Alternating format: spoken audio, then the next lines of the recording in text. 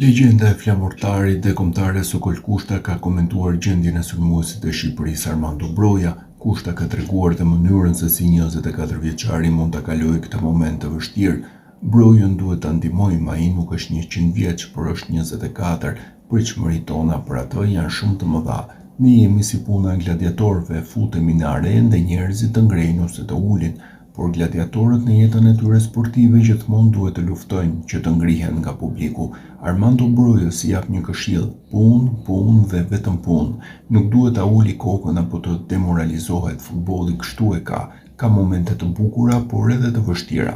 Lojtarët e tillë në momente të tilla punojnë dyfishin që të japin përgjigje kritikave. Kur ishte mirë, Broja të gjithë të lëpinin, kurse tani duan të përfitojnë, qoftë edhe nga anët negative.